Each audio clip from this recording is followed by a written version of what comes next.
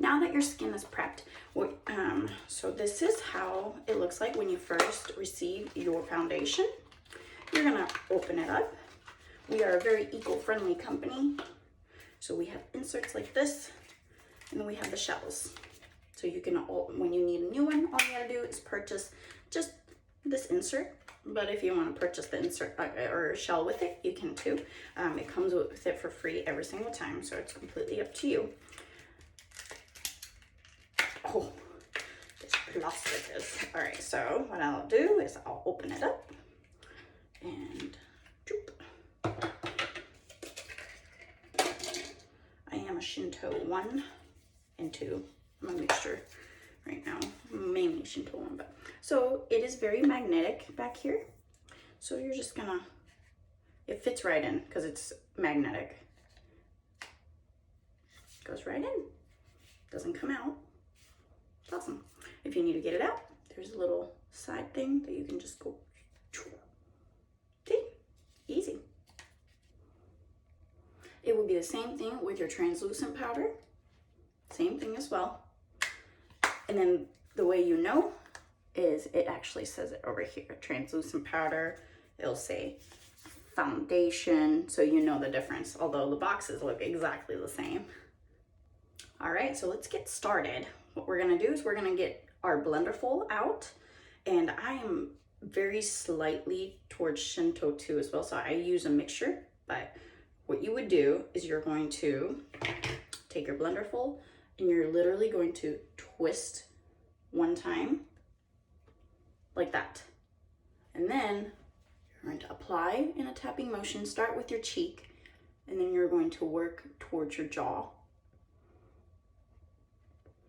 And this should cover half side. And if you feel after you do both sides, so as you can see, it's already covered half.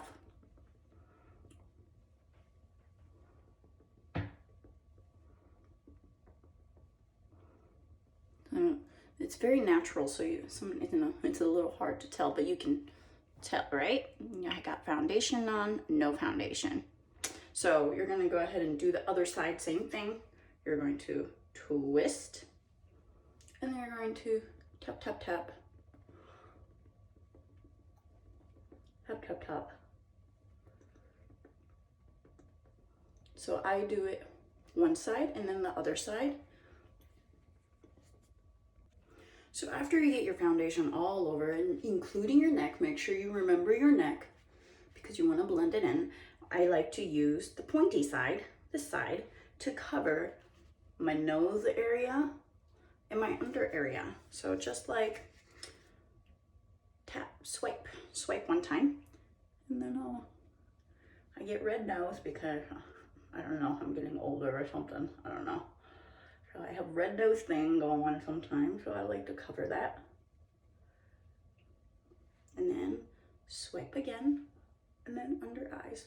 And you don't need to really go like this, and just natural is good for the most part.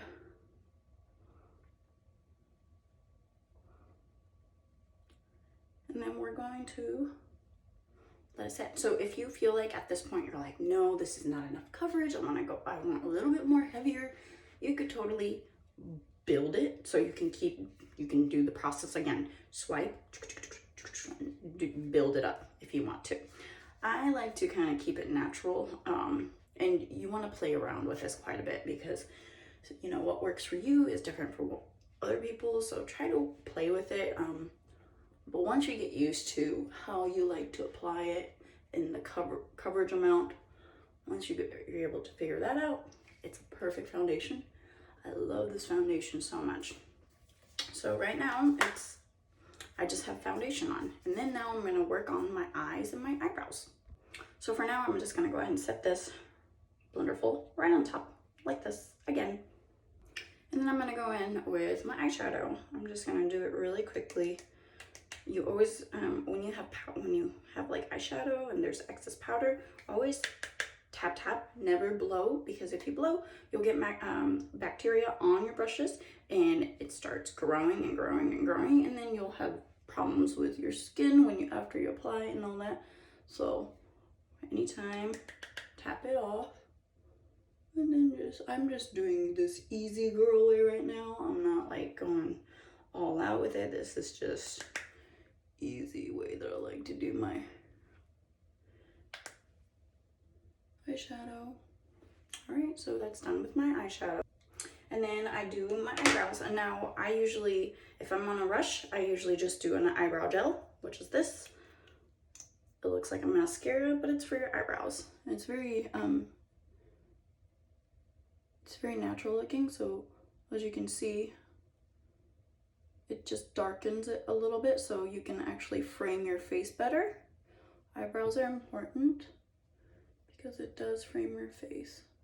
So I'm just gonna do this to apply. So now that you're done with the eyeshadow and eyebrow, and your foundation should already kind of setting already, kind of, and settling in. So now I'm gonna go ahead and go in with my blush. So this is a 3 palette trio. You will receive this when you become a beauty guide. And then I'm gonna go ahead and use a tapered brush, so it kind of looks like this. And I like to use the Keen color. The foundation's kind of on it, so you can't really tell the color, but it's got like a shimmery pinkish to it. It's called Keen. It's very nice.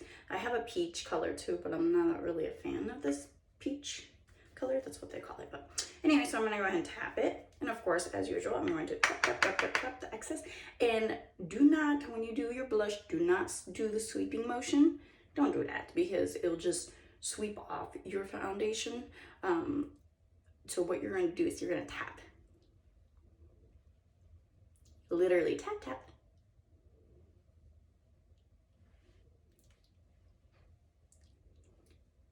So I'm going to do the other side.